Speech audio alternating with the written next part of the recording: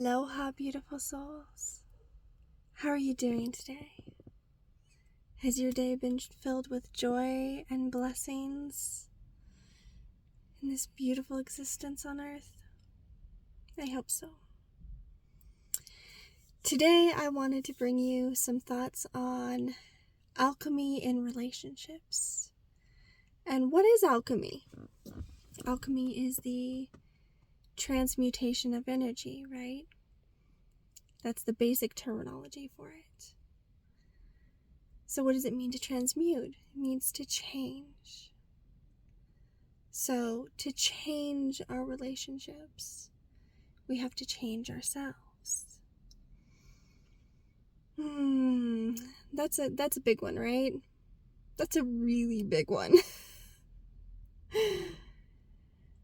And so there's several things I wanted to cover. One is nothing in the universe is usually fixed. The most impactful alchemists in the entire world that the world has ever seen, they were very good at believing everything was changeable. Anything could be transmuted. There wasn't this fixed idealism. And what do I mean by that? It means that we get in our head the notion of a way a relationship should be, or could be, or that it's not going to work, or that it is going to work. And we fix it in our minds, and we don't change it. It's a fixed idea, right?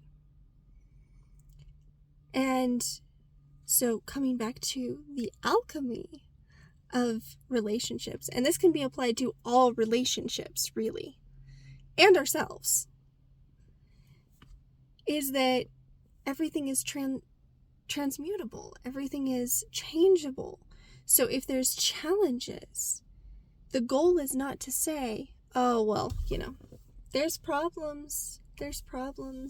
So I don't think this is meant to be. And this, I'm not just talking romantic relationships. I'm talking family, friends, business, all of that. Because life has challenges. It has a lot of challenges, right? Life in itself, the journey of life, is a challenge. So the goal is not to take out all the challenges. The goal is to handle the challenges differently so that challenges don't last as long.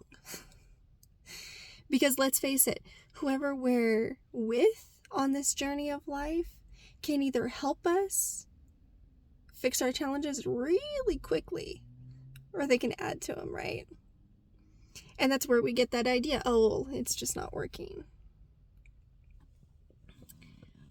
But how do you do that? How do you change from a fixed idealist mindset to the mindset of challenges are to be celebrated and used, and you're supposed to ride on the back of challenges to your greatest self?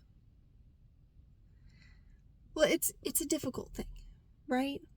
Because when you're in a challenge, whatever it may be, there's this, you have all kinds of hormones going off inside your brain, all kinds of thoughts.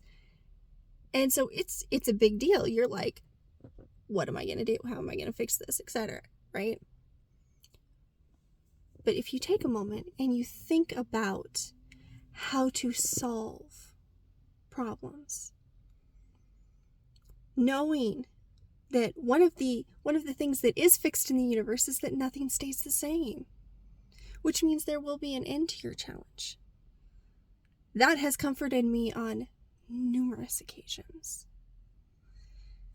Then the other part of that is picking out who you deal with challenges with. So no matter who it is, whether it's a friend, a lover, a business partner, if they're not solving problems with you, that's a problem.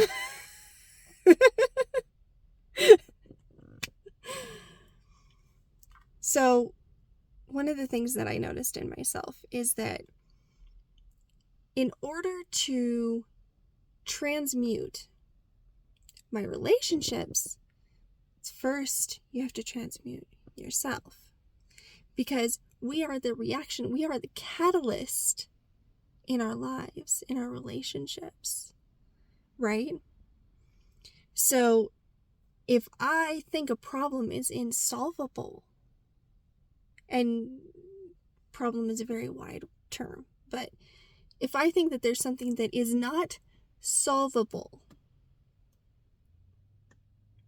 the problem is usually here, not in the relationship itself. Now, I want you to be discerning about this because I'm not talking about toxic relationships, okay? I'm not talking about people with toxic behavior. That's a whole different story. There are ways to transmute on that, but that's a whole nother topic for a whole nother video. But what do? You have to first transmute yourself, because when you react, it's a cause, right? So if the effect that you're getting, let me say that again, the effect that you're getting from the people around you is not the effect that you want to come back to you, you have to really in-depthly study what in you that is coming out of you is causing that effect to come back to you. It's partly ownership, right? Right? And I've seen this in numerous ways. We could sit here for hours and talk about this subject. I really in-depthly love this subject.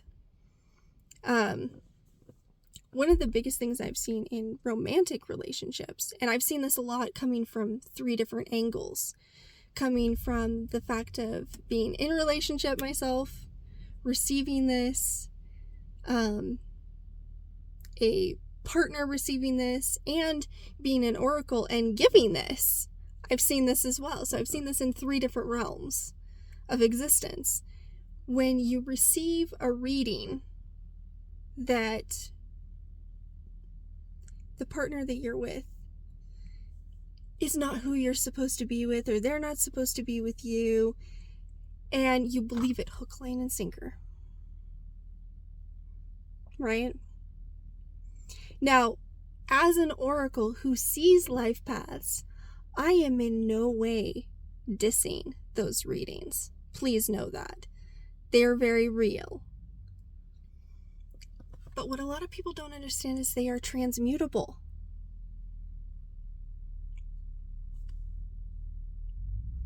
That's right. When you get readings about people and things, and it's in any way, shape, or form not what you want, or there's a negative aspect about it, all of that is transmutable. Not what you were expecting, right? Especially coming from an oracle who sees life paths. You know, people normally, when they do readings and stuff, they're like, no, this is really how it is, right? But see, I have a different background in it, because when my grandmother, my ancestor, was taking me to the Pool of Fates, and she was explaining, because she would show me different paths that people would have. And I would say, well, how come they have these different paths? Why isn't it just one path? And she explained to me that it's people's behavior. The probability of people's behavior becomes the paths that we see. So let me, for those of you who did not catch that, because this took some time for me to understand and truly conceptualize in my mind. When we see in the spirit realm, or from the Akashic records, or etc., these things for future events, We are seeing a probability, not an actuality. That means that anything we see can be transformed. It is transmutable. So how does this go back to alchemizing your relationships? People who alchemize, they look at how things are very realistically. Law of probability, okay, this is probably what's going to happen. This is how it's going to affect. But the next thing that they do is very, very different. They then go, I don't really want that to happen. I don't like that probable outcome. Let's change it. And then they go even further. Then they go, how can I be the cause that affects that change? How can I be the cause that affects that change? And my point in this is not just to empower you to become the alchemist. I know you are, you beautiful, beautiful soul. But also to give you the model of, this is how you think in order to be an alchemist. You see a challenge, you see a problem, you don't like the probability of the outcome, so you transmute it by becoming the cause. You are the cause that then becomes the effect that you want to see. This takes foresight in behavior. You have to know how to behave to create that cause, to be that cause that causes that effect, right?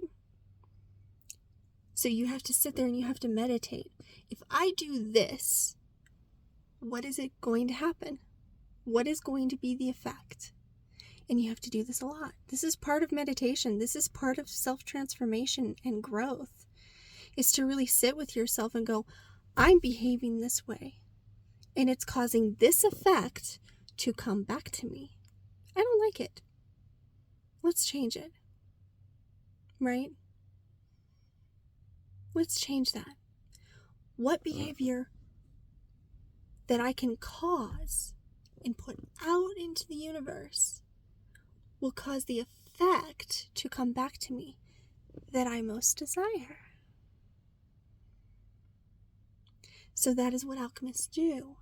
They ask themselves a bunch of questions, they self-reflect, and then they transform and hold that space of how they want things to go. Now that last portion, holding space of how they want things to go, that means they live as though it has already happened. Right? If I want somebody to talk sweetly to me, then I have to be the one to talk sweetly. Doesn't matter what they say. Doesn't matter what they do. Because I have to be immovable in my cause that I put out there. Very different, huh? Now I do want to put, there's a duality here. And I do think it's important for people to understand this, especially for me coming from my background. I had a narcissistic father, and narcissists manipulate, and they teach you that the only way you get what you want is to manipulate, which is false. That's a lie. And it's a very big one, right? So for people who have been in traumatic situations or had traumatic backgrounds, who are confused about alchemy, I want to put this out there. Narcissists and manipulators, they're very simplistic and linear in the way that they think. So they go, I'm here at point A, right? I want this to happen at point B. How do I maneuver, coerce and do everything else to get to plan B. That is not alchemizing. Why is it not alchemizing? Because one, it focuses on other people and other people's behavior. It does not transform you. Alchemists transform themselves first. It's a lot harder. It's a lot more work. But I did want to put that out there because I know from experience and having talked to a lot of people that when you come from a traumatic background, there's this tendency to get manipulation and alchemy of relationships confused. So I want to make that very clear. But when you get into this space of solving things, transforming things, transmuting them through yourself and your self-image, I can't even explain to you what this does for your life. It causes a whole nother level of beauty to just envelop you. Because any challenge that comes your way, like, oh, there's a problem. Okay. I got this. We can transform that. In fact, let's have fun transforming it. And those are the people you want in your life. Those who are going to have fun transmuting challenges with you. Thank you for watching. I hope you're having an incredible, amazing, alchemizing day. And I hope you alchemize your dreams tomorrow.